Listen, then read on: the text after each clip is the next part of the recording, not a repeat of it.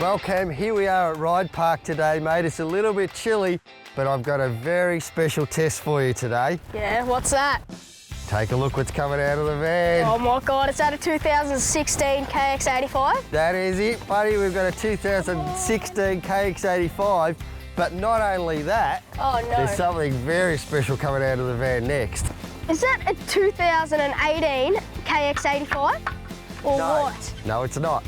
It's a 1983 KX80. 1983, it's 30 years old. As old as you? Or older?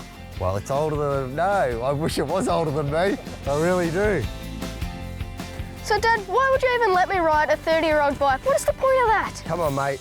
Back in the day, this thing was the forefront of 80cc racing. The first water-cooled KX80, this thing was an absolute rocket ship and my most favourite bike I ever raced in my whole entire career. This thing is unbelievable. And we've got Aaron here from Maya Racing. He put this thing together from absolute scratch. Aaron, where did you start with this bike, mate? This bike was an absolute wreck when we found it. It was pretty much a rubbish tip job. We gutted this bike and rebuilt it back to showroom condition, as you can see. And how many hours did it take to build this? Something like this took me approximately about 250 man-hours to get it to this sort of condition. This thing is an absolute piece of art. I really like this. I actually don't want you to ride it because I'm scared you're going to wreck it. But we're going to put it up against a brand spanking new KX85, a 2016 model. Now, I know you know how to ride one of these ones. You're going to have to grow some kahunas to ride this one.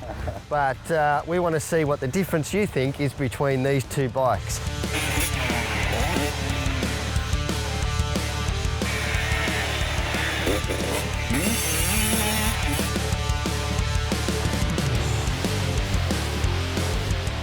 So my first thoughts when I got onto the F1 was that it was a lot smaller than the 2016 model. So the other thing was about the F1 is that the seat was a lot wider and a lot spongier. The one thing that I really found odd was the gear shift lever. It was very close to the foot peg. So back in the day, people must have had really small feet.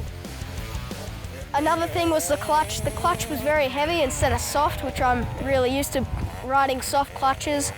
And just the bike, you just have to be on the rev limiter all the time, which is quite hard. But yeah, overall, it was a really good bike. It was fun to test it.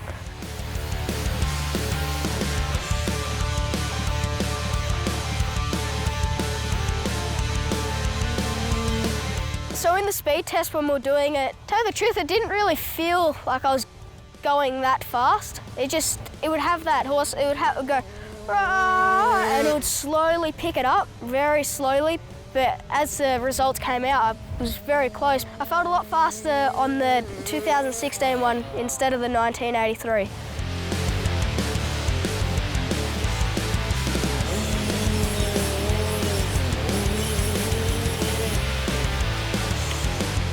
So the F1 did pretty well in the brake test and it felt exactly the same. The brakes felt identical. I know they're drum brakes, but they're identical. There's no difference.